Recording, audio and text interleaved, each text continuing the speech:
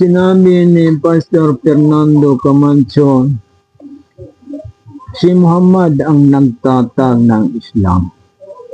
Hindi po ang totoo si Pastor Fernando Camacho dahil ang Islam ay hindi itinatag ni Propeta Muhammad dahil ang nagtatag nitong Islam ay walang iba kundi ang Allah. Sinabi ng Allah sa Quran 5:3, Al-yawma akmaltu lakum dinakum wa atmamtu alaykum ni'mati wa raditu lakumul Islam madina. Sinabi ng Allah, sa araw na ito ay ginanap ko sa inyo ang inyong relihiyon na yan ang pinakamalaking biyaya ko sa inyo at yan ang pinili ko sa inyo na relihiyon, yan ang Islam. So tingnan mo, Islam ang pinili o ibinigay ng Allah na relihiyon para sa lahat ng mga tao. So hindi mula kay Muhammad.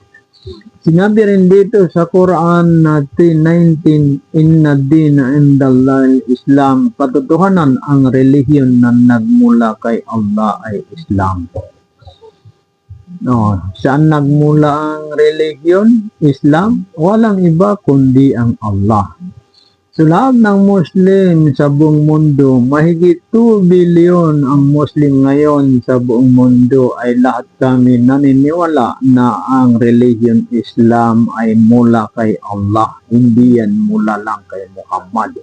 Kasi nabanggit din sa Quran, sinabi ng Allah, sabihin mo o Muhammad, ako'y pinatnubayan ng Allah na matuwid na relihiyon. Isinunod ko sa relihiyon ni Propeta Abraham. Si Abraham siya ay matuwid na Muslim. Sino daw ang sinunod ni Propeta Muhammad na relihiyon? Yung si Abraham. So kung ang Islam ay itinatag lang ni Muhammad ang Islam, ay bakit ang mga propeta ay sila ay mga Islam, sila ay mga Muslim? Bakit si Abraham siya ay isang Muslim? Si Propeta Noah, isang Muslim. Propeta Moses, isang Muslim sa Quran. Si Propeta Jesucristo, isang Muslim. Nabanggit sa Quran, wa nahnu lahu muslimun, kami ay mga Muslim. Mga propeta ay sumasaksi na sila ay mga Muslim. So, totoo itong sinasabi ko. Samantalang itong si Pastor Fernando Camacho, ang religion niya ay Seventh-day Adventist.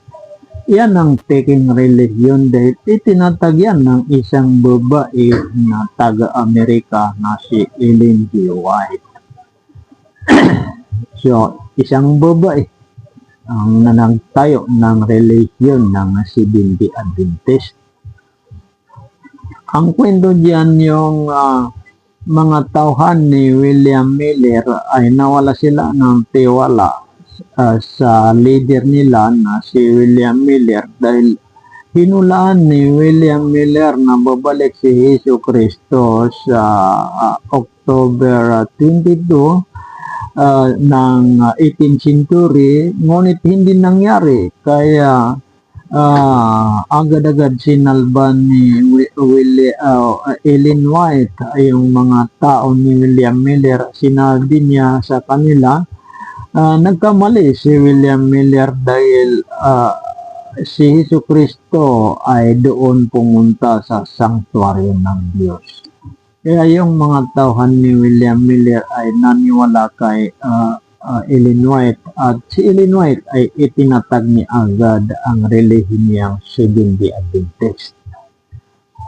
Kahit i-search mo sa Google, who founder Seventh-day Adventist, ay makikita mo si Ellen White na taga-Amerika, isang babae na taga-Amerika. So, hindi po totoo ang Seventh-day Adventist dahil hindi yan galing sa Diyos. Wala kang mabasa sa Biblia na ang ibinigay ng Diyos na relihiyon ay Seventh-day Adventist. Siguro kung mayroon na mabasa diyan na ang pinili ng Diyos na relihiyon ay Seventh-day Adventist, ay siguro walang magkakatoliko, walang magbubunagin o Iglesia ni Cristo o Jehovah's Witnesses, Baptist. Wala. Kasi lahat mag-iisdi ang mga Kristiyano. Ngunit walang mabasa sa Biblia na galing sa Diyos ang Seventh-day Adventist. Kaya kukunti lang ang mga Seventh-day Adventist. Totoo itong sinasabi ko, hindi ako nagsisinungaling. Kung ako man ay nagsinungaling at ang tama ay si Pastor Fernando Camacho ng SDA, ay hilingin ko ang parusa ng Diyos sa pagpatay sa aking agad.